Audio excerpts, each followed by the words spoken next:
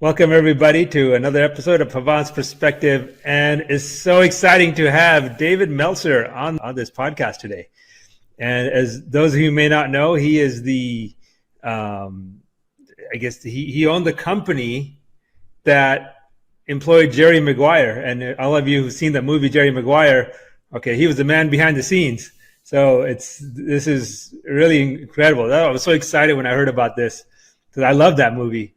And obviously, you're not Jerry Maguire. You were basically I was CEO of Leigh Steinberg Sports Entertainment, CEO of the firm that they utilized to build that film, Jerry Maguire. Leigh Steinberg was the lead agent, the legendary, notable sports agent, and I was blessed to run the law firm, the sports agency.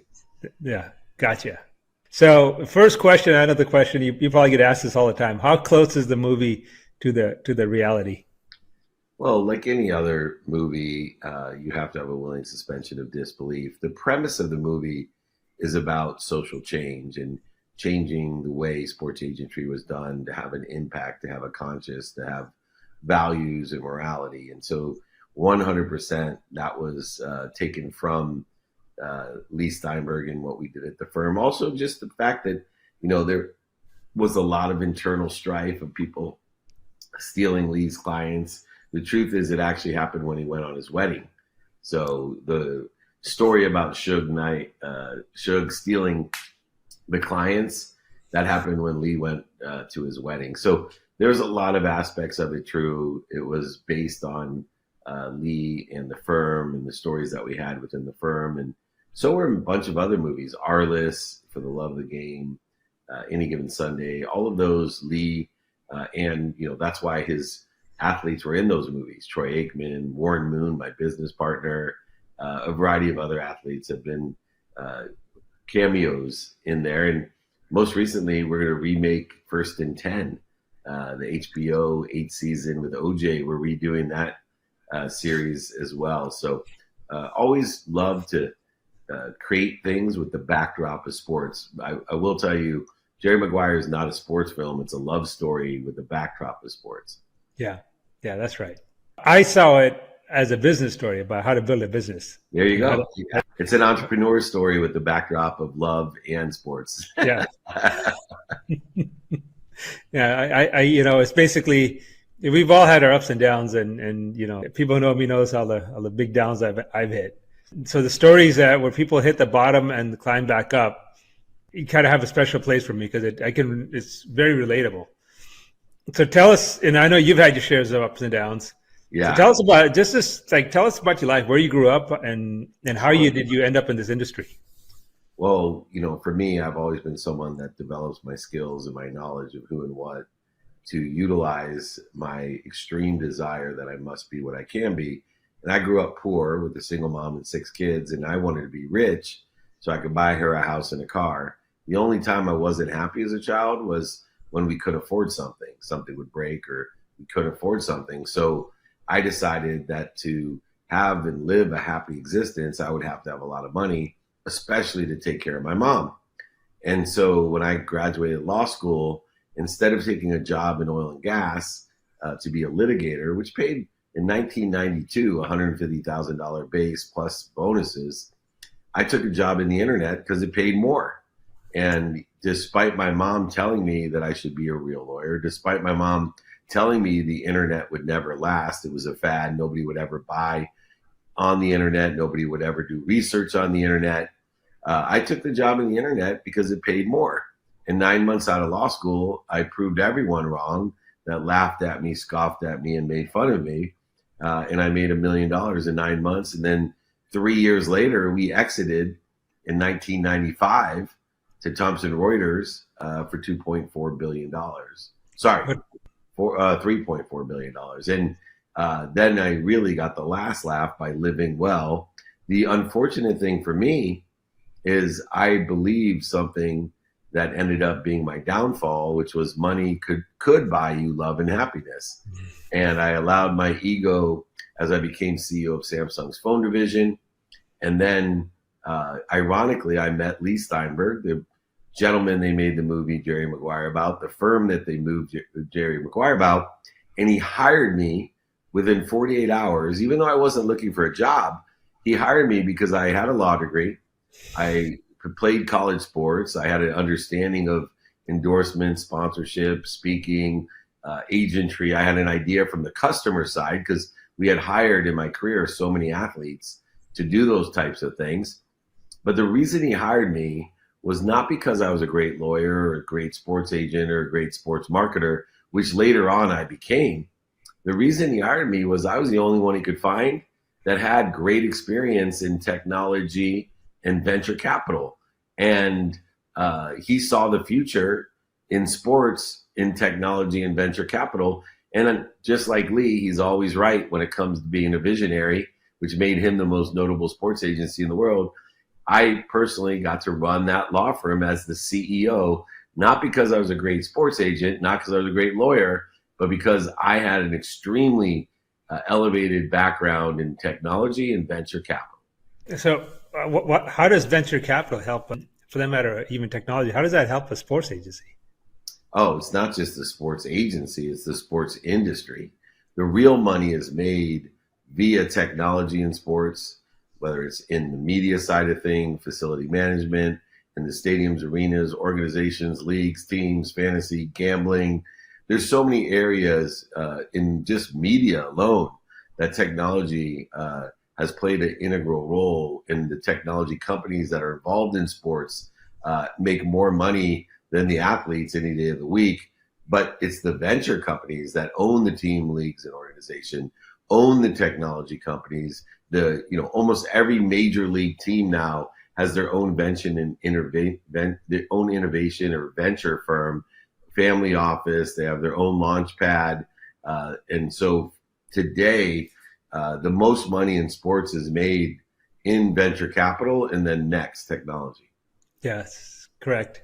And just to put that in perspective, back in May, I was at Cannes Film Festival, and you think that it's all about the films, but the bigger section of that film festival was the tech side, and it was crawling with venture capitalists, it was crawling with AI tech companies, and all you think that it would be all about the films and the movie producer stuff, but the studios were in the tech half of the festival, and the movie half was sort of the sideshow. And I get it.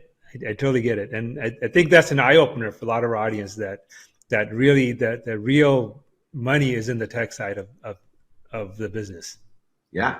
And it still will grow. And now you have technologies like AI and blockchain and other things that's going to be utilized to create all types of opportunities, options, and touches of favor for those that want to be involved in sports. Yeah. So you've had a great career, some ups and downs. What advice do you have for our audience that, their misconceptions, like what does it really take to be successful?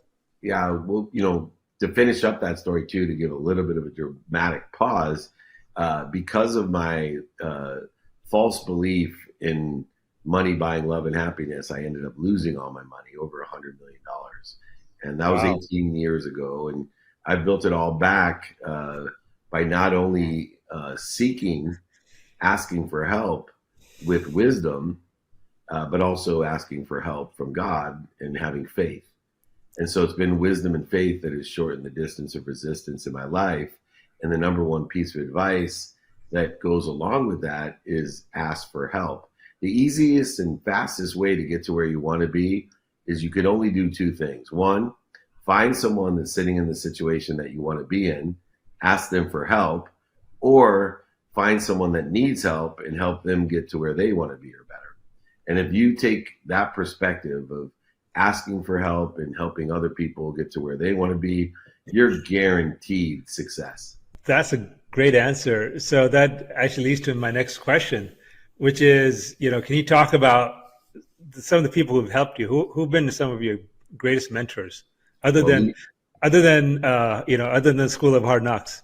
Yeah, well, of course, my mom, Leigh Steinberg, Dr. Wayne Dyer, Bob Proctor, Napoleon Hill. I'm currently the chairman of Napoleon Hill Institute, and Napoleon Hill and Think and Grow Rich, Outwitting the Devil, Sell Your Way Through Life, all the content of those types of people have been a great mentor of mine. Dr. Wayne Dyer, especially Bob Proctor, great mentors. And my mom has been an extraordinary mentor to me as she has raised 6 kids on her own. All of them are thriving, passionate, purposeful, and profitable. And you particularly mentioned Dr. Wayne Dyer. So what would you like to say about what he taught you? Power of intention. So he taught me the mathematical equation of luck. And that is what we pay attention to, plus what we give our intention to, what we do, say, think, feel, and believe, aligned with our divine direction of where we want to be. Not where other people want us to be, not where it's missing, not what we don't have, not what other people think or we want them to think, but simply what I pay attention to and give intention to equals the coincidences, the coinciding, the consequences, the results that we want in our lives. So I am grateful for Dr. Wayne Dyer for teaching me the power of intention and the mathematical equation of luck. That actually makes a lot of sense. I like what you said about what you pay attention to, right? And, people say, well, you own all these things, you have all this money, you have this property, real estate, whatever. And my response is always, I don't own anything. None of us own anything, right? Because let's just start with the basics. How many of us actually even own our thoughts? How many of us has complete control over what thoughts go in and out of our heads? And do we even own our words, right? You first have to own your thoughts, then you can own your words, right? So 99.999% of the people, if you can't even own your own thoughts, how do you expect to own a physical object or property, anything? So all of that is not owned by us, is owned by the big guy in the sky, right? You got it. He just made us stewards, for a little bit of time. You're nailing it right away, man. It's very simple. There's something bigger than us that loves us, protects us, promotes us, and perfects us, and with more than enough of everything that comes through us for others. So we don't own anything. So last thing, I know you've just talked about some of the downs that you've had.